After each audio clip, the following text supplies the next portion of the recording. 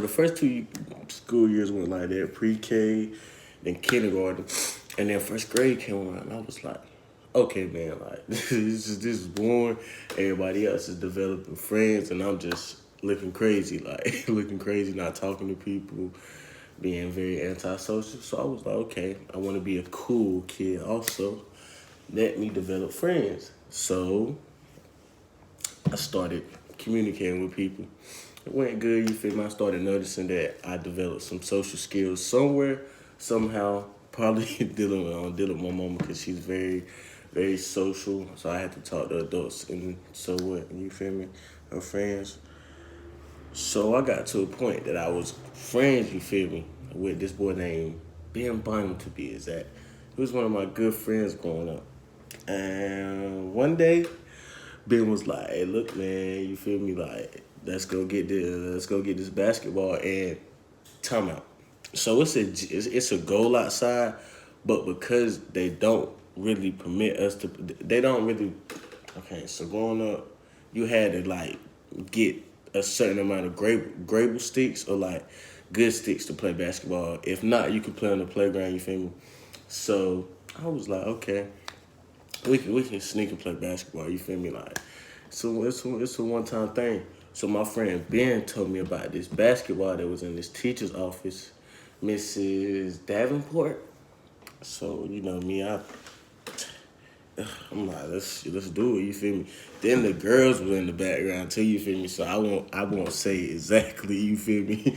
Like it was strictly for Ben, but Ben was the guy, was the person that put the idea in this intelligent brain right here, and he was like, you feel me? You scared? And I was like, nah, man, I ain't scared. You feel me? He said that right in front of the girls. You feel me? So I was like, okay, Jaden, it's time to come on now, man up. So as soon as I get in the teacher's office, and as soon as I lay my eyes on the basketball, Mrs. Davenport comes in there. I'm talking about as soon as I picked it up, turn and look at the door, he's right there. So I go down to the principal office. I wound up, he was like, I think he wound up writing me up for theft of his property because the basketball was his property, you feel me? Even when you typically get the amount of sticks you're supposed to, at that age, you feel me, you bring your own basketball. There wasn't supplying basketballs back then. So I wound up getting suspended for a day home. Mom cussed me out. She was like, hanging around the wrong crew if they got you doing all this, and all that stuff. So I was like, from then on, I was like, okay, me and Ben got to chill, you feel me?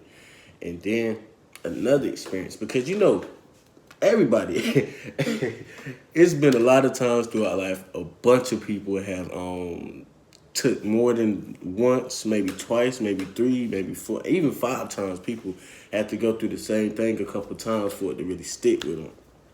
So we fast forward a couple years. Let's give or take, 6 or 7 grade. Yep, 6 or 7 grade. Right when I got to middle school, I was dealing with this girl, this ghetto girl. You feel me? Somewhat, and you feel me? She was, well, I'm not gonna sound ghetto, but I'm gonna say like very like, she had masculine type energy, masculine type ways. You feel me?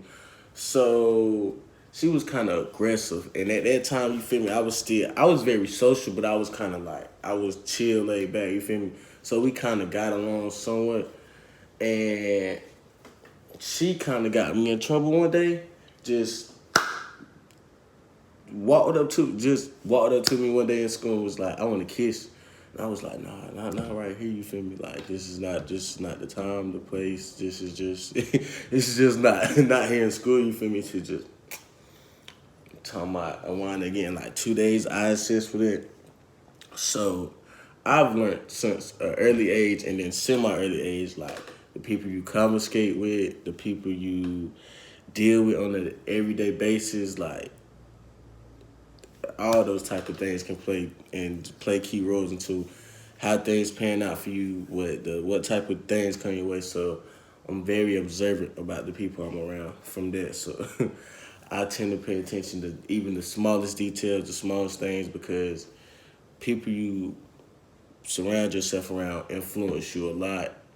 They can also bring trouble into you and things of that nature. So I kind of keep my circle clean for the most part. Yeah, so that's it.